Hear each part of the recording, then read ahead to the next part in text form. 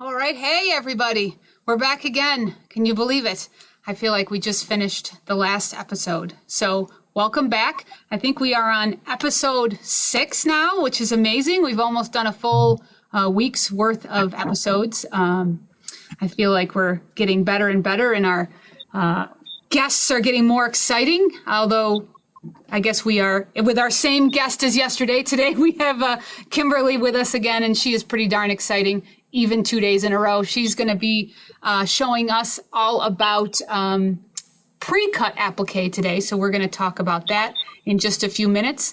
I have tried to put a poll into today's post. So if you see that, I'm not sure how that works, but there's a poll that's asking you to vote on what topics we do next. I've got that sort of outlined a little bit, but I want to hear from you. And if there's something that's not in the poll options, definitely put it in the comments and let us know what you want to hear us talk about. We're really excited. I've got some really cool guests lined up for next week, some of your favorite embroidery design artists. So I'm looking forward to that. But for now, we're going to go over to our friend Kimberly Dodson, who's going to talk all about applique, pre-cut applique. If you didn't watch yesterday's episode, she taught us all about trim in place applique, which is where you put your fabric down and trim away before you move on to the next step. But today we've got some some different topics. So let me get over to our lovely Kimberly Dodson. Kimberly, it is your turn. Go for it. All right. Hello, everyone. I'm back. I'm going to talk a little bit more about applique. Today, I want to talk about pre-cut applique, which is kind of what I would say I do more now than trim in the hoop applique. But it's because I have a digital cutter, which makes it very easy. But I'm going to show you some different options that you have. And so the first thing that a lot of people ask me is there ever a time when pre-cut applique would be the better option over doing trim in the hoop? And so I want to show you a sample because there actually are times when pre-cut would be better to use. And that's when you have a design that has like a blanket stitch for the cover stitch, or maybe a motif stitch. So something that's not a satin stitch. And because a satin stitch can cover up any kind of issues that you have with trimming. And sometimes when you have those more decorative stitches, they don't cover that. So I want to show you this butterfly that I did. And when you look at it, if you look at the wings on this side, so hopefully you can see that okay. But on this side, I trimmed in the hoop. And if you notice it, you'll see, even though I'm pretty good and I use very good applique scissors and I'm careful, you can kind of see some of the issues that I had where my trimming wasn't quite perfect. Now, if this was a satin stitch, you would never know that. But because the blanket stitch doesn't cover everything, you can kind of see some of that. So I don't know if you can see kind of up in this area, some of my fabric is showing, where this side, I did the pre-cut, and it looks a lot neater, a lot cleaner. And so I would prefer that in this type of design. So that's a situation where doing pre-cut applique would probably be a better option. So as far as products go, we usually at OESD have a couple of products that we use. One that I showed you yesterday, the Applique Fusion Fix. You would use that in pre-cut. We also use one in pre-cut sometimes. This is a roll. It also comes in sheets, but it is soft web.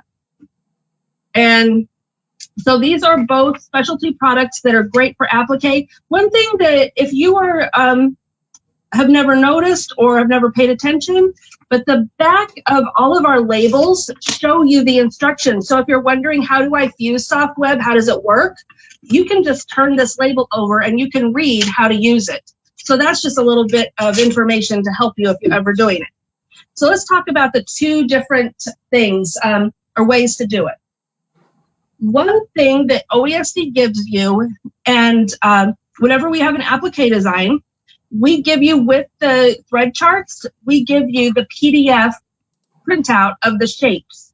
So this is Animal Friends. So you can see that every little animal has a PDF. So you can print those. On the newer applique designs that have probably come out within the last couple of years, we include SVG files. Those are for anyone who has a digital cutter. When I say digital cutter, I'm talking about things like a Scan and Cut or a Silhouette Cameo or a Cricut. And those usually use digital files. So we include those there, and that would be the SVG. So when you're downloading your designs, you would see all your typical machine formats like JEF and PES and EXP, and on that list, that would be SVG, and those are for your cutter. So you have that. So let's talk about some things that we do. I'm going to show you using the soft web first, because that's the next question that everyone asks me. Well, when do I use soft web and when do I use Applique Fusion Fix? And so first answer is, on a lot of projects, it's a personal preference. Which one do you like the best? I noticed one of the comments yesterday was, after I did the live yesterday, was, can I use Fusible Woven instead of Applique Fusion Fix? Applique Fusion Fix looks heavy. And so I will tell you that Applique Fusion Fix and Fusible Woven both will add some body to your applique. That's just, they have a little bit of substance to them. The soft web doesn't add as much.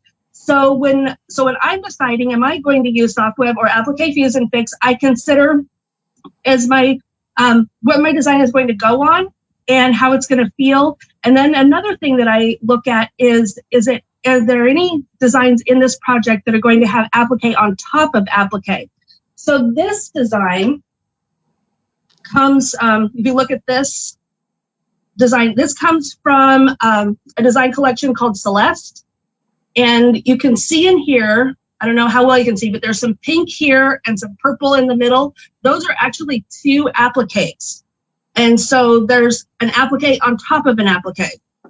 And so if I were getting my applique pieces ready, I'd have the pink one and the purple one. And so because of that, because there's applique on top of applique, I'm going to use in this project soft web because it is much finer and I'm not going to get that bulk that I would have if I did 2 layers of Applique Fusion Fix on top of each other. So this particular one, I used my digital cutter to prep them. And so when you're using a digital cutter, the nice thing is that usually you want to have some type of a fabric prep because it makes the blade cut nicer, makes your fabric cut neater. And soft web and Applique Fusion Fix both work great and go through the digital cutters just fine. So I prepped my fabric and then I cut them. So here's my circles that I made for my project.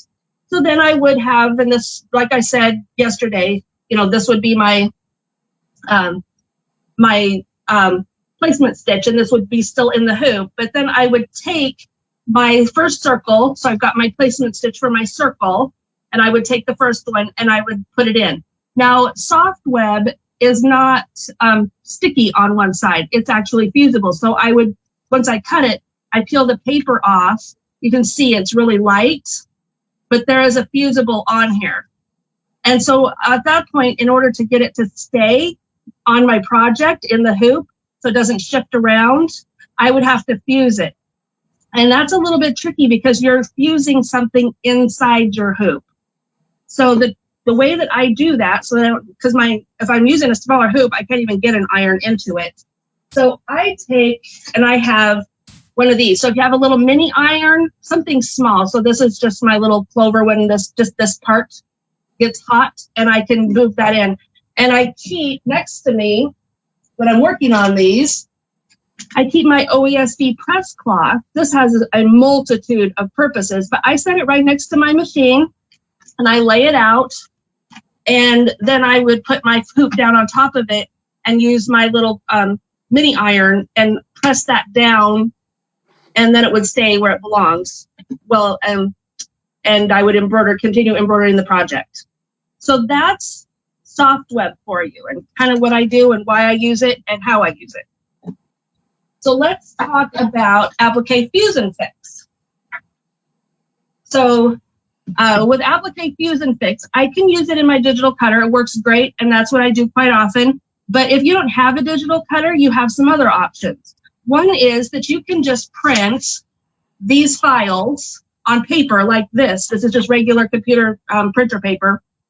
And you can print that, and then you could use them as a pattern to cut them out. But what I like to do is print on the actual Applique Fuse and Fix. So if you do that, so if you look here, this is going to be a hedgehog from the Animal Friends Applique. And so I printed on the Applique Fuse and Fix. Now, one thing you need to make sure when you're printing on Applique Fuse and Fix or SoftWeb, either one, you have to have an inkjet printer. You cannot use a laser printer because they use heat. You would fuse your Applique Fuse and Fix or your SoftWeb to your printer. That would not be good. So you want to use an inkjet printer. And so what I've done here is I printed it on the Applique Fuse and Fix, and then I kind of did a rough cut around it so that it would fit on my little scrap of fabric. And another thing that you need to do, I don't know if you're looking at this, and I'll hold it up kind of close. Notice how everything's backwards. When you print, when you do this, you need to print or set up your printer to print mirror image, because that way when you cut it, when you turn it around and have the fabric side, it's going to be correct. So you would use this. Kimberly, I have some exciting news. So for something just to note, and a lot of you guys do know this, we've been making collections for a long time. So when we make improvements, sometimes they don't go backwards, but they go forwards. So we have made, I would say starting about maybe 2 months ago, 3 months ago, we're including mirrored versions of those outline files also in the PDFs. So you can. I heard that, but I didn't know if it started. Yes, awesome. no, that I just want to let you guys know. So it's not going to be always, but in the new collections as they release, if there are PDF files in there, we will also have the mirrored version, so you can do it either way. But what you're saying is 100% correct for so much of the stuff that we've already put out. Yeah. So if it's past stuff, you're going to have to set it up for your printer to do it. Going forward, we'll have the PDF mirror image, that option for you. Have both options. Yep. Yeah. Okay. So that's great. So once I do this, once I print it, then I would fuse it to my fabric, and then I would just cut it out with scissors. So this one you can see here, this is my little hedgehog. He's cut out with scissors. And so then once you do that, so if you look here, I have my placement stitch, my little hedgehog, and I would take my cutout pattern and I would just peel off the Applique Fuse and Fix, the backing paper from it. And then I would, once I do that, then I would stick it down in place, and I would then stitch out the rest of the design, which this is adorable. I don't know if you can see, he's so cute. So that's a little bit about pre-cut applique. 3 different ways you can use, print it out with paper and use that as a pattern. You can print on the Applique Fuse and Fix or SoftWeb sheets. And then you can also use a digital cutter. So different ways to do it using different products. And like I said, you'll kind of probably find your groove of what you like and what works for you. And if you have any questions, of course, put it in the comments. I think we're going to have some other awesome things this week. I know some other educators. I can't wait to see them. But make sure you put requests and things that you want to learn about in the comments, and tell us what we can do to help you. And I will see you again soon. Thank you so much, Kimberly. So that was great information. I'm going to say, we'll say again real quick. So you're still with us, just so you know. Yes. So don't leave.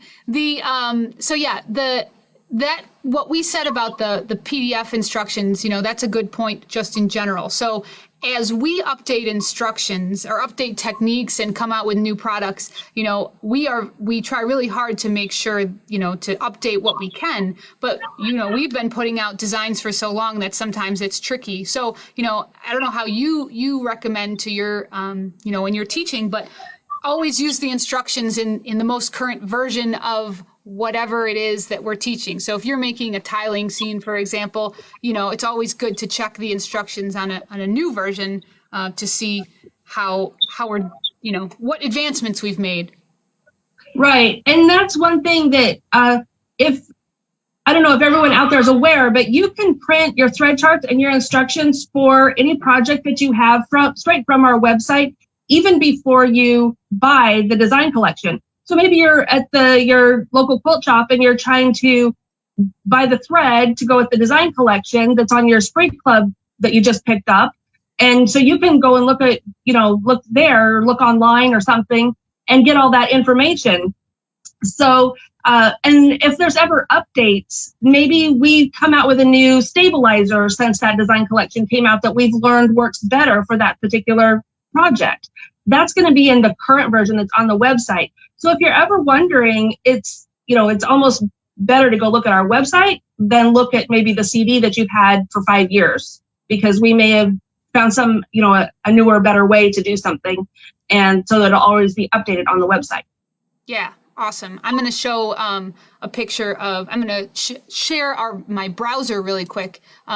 You guys can see, I went to our website and looked at Starry Night Santa, which is one of our newer tiling scenes. And right here, we talked about this a little bit on the first episode. If you click on preview sewing information, and this is before you even buy it, it'll take you to the PDF where you can look at all of the instructions before you purchase it. And if you scroll down, there's a lot of tiles on this one, so you got to scroll pretty far. But at the bottom, you're going to see all of the instructions on how to make that project. So you'll see here, it talks about fusible woven, which is an amazing product that we didn't really have when we started doing tiling scenes. So some of the older ones don't reference that product, but that doesn't mean that it shouldn't be used on the newer ones. If it can help for sure. So if you have questions, this group is always a great place to ask those questions.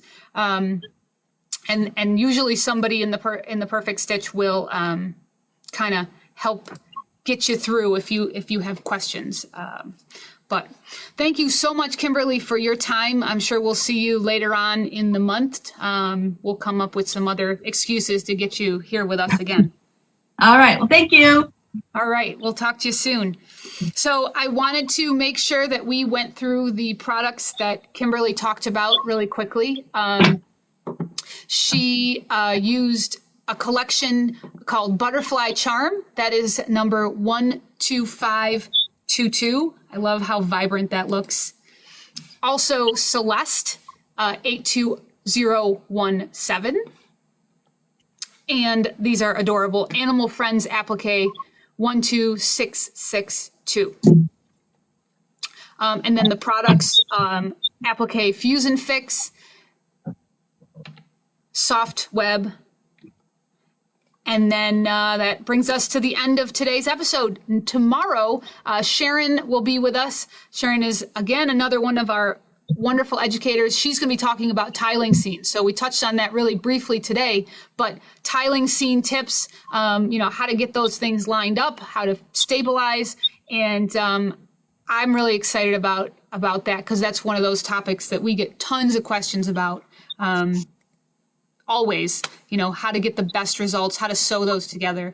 So we will be talking to Sharon tomorrow in tomorrow's episode. So thank you for joining us once again. Happy stitching. We'll see you tomorrow.